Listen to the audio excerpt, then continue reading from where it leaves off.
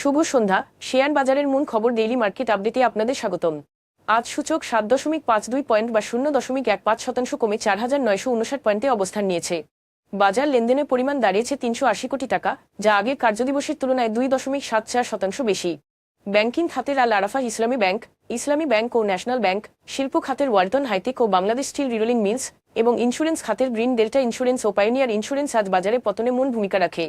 খাতভিত্তিক রিটার্নে food and ally খাত সর্বোচ্চ 0.71% লাভ করেছে এবং টেলিকম খাত দ্বিতীয় সর্বোচ্চ 0.64% লাভ করেছে।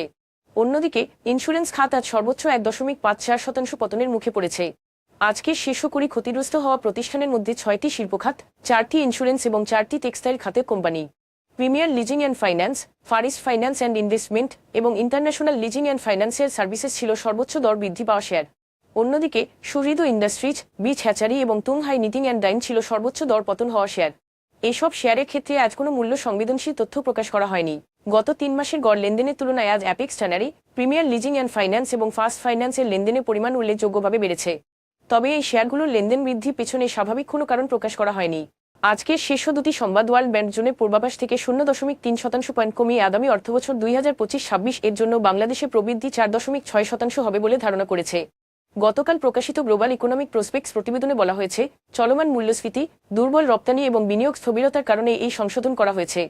তবে বাংলাদেশ পরিসংখ্যান ব্যুরো সাম্প্রতিক তথ্য বলছে, চলতি অর্থবছরের প্রথম প্রান্তিকে প্রবৃদ্ধি 4.5% এই উন্নীত হয়েছে, গত বছরের একই সময়ে 2.58% থেকে বেশি, যা শিল্প ও কৃষিখাতে শক্তিশালী প্রবৃদ্ধি হিসেবে চিহ্নিত হয়েছে।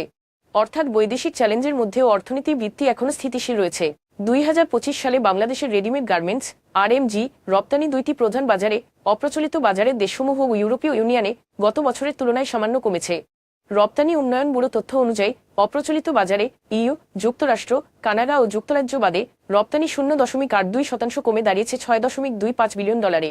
ইইউতে রপ্তানির 0.50% হ্রাস পেয়ে হয়েছে $19.30 বিলিয়ন। এই সামান্য পতনকে ধারাবাহিক সংকোচন নয়, বরং সাময়িক সামঞ্জস্যতার ধাপ হিসেবে দেখা হচ্ছে। পরিবর্তিত বৈশ্বিক চাহিদার সাথে খাপ খাওয়াতে খাতটির আরও কৌশলগত উন্নয়নে জোর দেওয়া উচিত। আজ এ পর্যন্তই, ধন্যবাদ।